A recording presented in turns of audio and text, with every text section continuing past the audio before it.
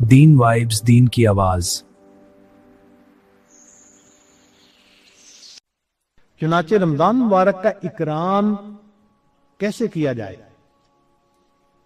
اس کو بھی تھوڑا تفصیل سے بتا دیں۔ جو احترام کرنے والے ہیں وہ تو رمضان سے 2 مہینے پہلے سے ہی دعائیں مانگنی شروع کر دیتے ہیں، رمضان سے پہلے ہی گناہوں کو توبہ کر کے باطن کا غسل کر لیتے ہیں۔ تو یہ مہینہ رحمتوں کا، برکتوں کا، مغفرت کا مہینہ ہے۔ چنانچہ رمضان کا لفظ را، میم اور بوت 3 حرفوں سے بنا، اس کے معنی ہیں جلنے اور جلانے کے۔ اس کو رمضان کیوں کہتے ہیں؟ لِأَنَّهُ يَرْمَزُ الذُّنُوبَ، اس لیے کہ یہ مہینہ انسان کے گناہوں کو جلا دیا کرتا ہے، جیسے آگ کسی چیز کو جلا کے ختم کر دیتی، یہ مہینہ بھی مومن کے گناہوں کے نام و نشان کو مٹا دیتا ہے۔ زمین اگر ناپاک ہو تو ایک طریقہ تو یہ ہے کہ اتنی بارش برسے کہ ساری گندگی دہ جائے، اب جب زمین دوبارہ خشک ہوگی تو پاک کہلائے گی۔ اور دوسرا طریقہ یہ ہے کہ اس زمین پر سورج کی تپش اور گرمی اتنی پڑے کہ وہ گرمی اس نجاست کا نام، نشان، رنگت، ہر چیز کو ختم کر کے رکھ دے، زمین پھر پاک کہلائے گی۔ تو یہ مثال ہے رمضان کی، کہ اس مہینے میں اللہ رب العزت کی طرف سے اتنی رحمتوں کی بارش ہوتی ہے کہ انسان کے دل کی نجاستوں کو وہ مٹا کے رکھ دیتی ہے۔ یا یوں سمجھ لے کہ اس مہینے میں برکات کی ایسی تپش آتی ہے انسان کے دل پر، نور کا سورج جو طلوع ہوتا ہے تو وہ دلوں کو اس قدر حرارت پہنچاتا ہے کہ دلوں کی نجاست کو مٹا کے رکھ دیتا ہے، اس لیے اس کو رمضان کہا گیا۔ حدیث مبارکہ میں اس کے مختلف نام ہیں۔ عربوں میں عظمت والی چیز کے کئی نام ہوتے تھے، اللہ رب العزت کے 99 نام، وَلِلَّهِ الْأَسْمَاءُ الْحُسْنَى، تو رمضان کے بھی کئی نام۔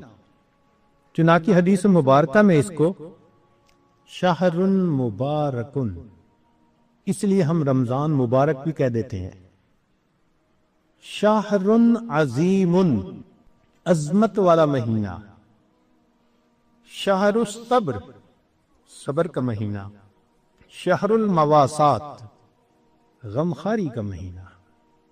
چنانچہ علماء نے لکھا ہے کہ رمضان سید الشہور، یہ مہینوں کا سردار ہے۔ فیہ بدأ نزول القرآن، اس میں ہی قرآن مجید نازل ہوا۔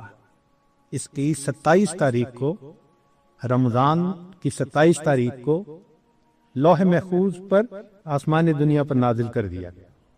پھر وہاں سے 23 سال کے عرصہ میں آہستہ آہستہ آیات کو نبی علیہ السلام پر اتارا گیا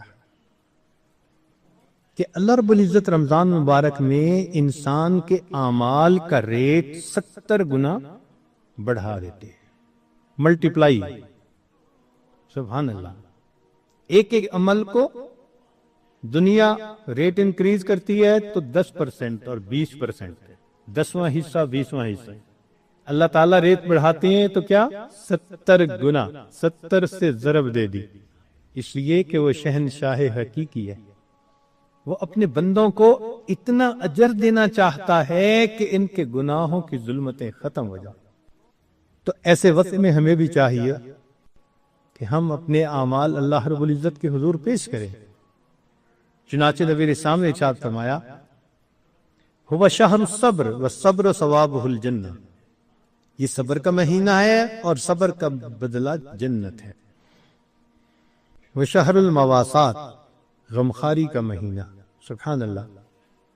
چنانچہ اسی حدیث میں آگے نبی علیہ السلام نے ارشاد فرمایا کہ اولہ رحمت، اس مہینے کے پہلے 10 دن رحمت، وَأَوْسَطُهُ مَغْفِرَةٌ، درمیان کے 10 دن مغفرت کے، وَآخِرُهُ عِتْقٌ مِّنَ النَّارِ، اور آخری 10 دن آگ سے آزادی کے۔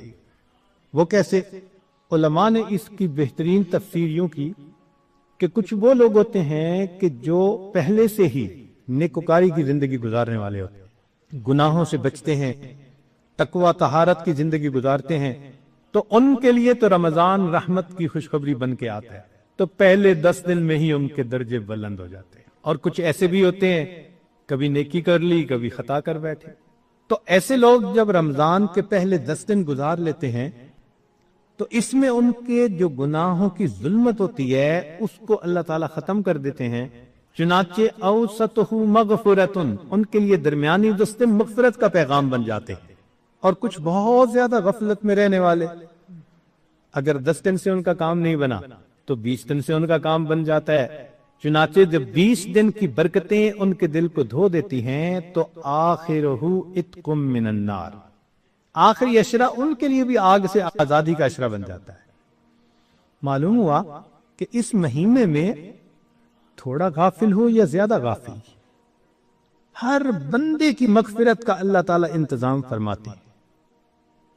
ہاں، بندے کو خود کوشش کرنی چاہیے۔ اگر کوئی آدمی خود ہی بے توجہ بن کر زندگی گزارے اور رمضان کا احترام ہی نہ کرے تو وہ تو پھر اپنا قصور ہے نا، ورنہ یہ اس کو احساس ہو گیا کہ مجھے رمضان مبارک کے اس مہینے میں اللہ کا قرب حاصل کرنا ہے، اس مہینے کی برکتیں اتنی ہیں کہ ایک لمحے کی برکت انسان کو ولی بنانے کے لیے کافی ہے۔ امام ربانی مجدد ثانی رحمۃ اللہ فرماتے ہیں مکتوبات میں کہ اے کاش پورے سال کی برکتوں کو رمضان المبارک کی برکتوں کے ساتھ وہ نسبت ہوتی جو ایک دریا کو سمندر کے ساتھ ہوتی ہے، مگر وہ بھی نہیں ہے۔ اس مہینے کی برکتیں اتنی زیادہ ہیں، اللہ اکبر کبیرہ۔ چنانچہ نبی علیہ السلام نے ارشاد فرمایا کہ وَاسْتَكْثِرُوا فِيهِ مِنْ 4 خصال، 4 اعمال اس مہینے میں زیادہ کرو۔ خصلتین تردون بہما ربکم وخصلتین لا غنا بکم عنہما، 2 عمل تو ایسے ہیں کہ جن سے تم اپنے رب کو راضی کرو، اور 2 عمل ایسے ہیں کہ تمہیں اس کے سوا چارہ ہی نہیں، مجبوری ہے تمہاری۔ اللہ تعالیٰ تردون بہما ربکم، وہ 2 باتیں کہ جس ذریعے تم اپنے رب کو راضی کرو، فشہادت اللہ الہ الا اللہ وتستغفرونہ، یعنی کلمے کا ورد زیادہ کرنا، تحلیل زیادہ پڑھنا اور استغفار زیادہ پڑھنا۔ یہ 2 عمل اس مہینے میں خاص طور پر زیادہ کرنے کی ضرورت ہے، کیونکہ اللہ کے پیارے حبیب صلی اللہ علیہ وسلم نے ارشاد فرمایا، لہذا اس بات کی اہمیت دل میں اچھی طرح بٹھانی چاہیے۔ تو لا الہ الا اللہ کی بھی کثرت کریں،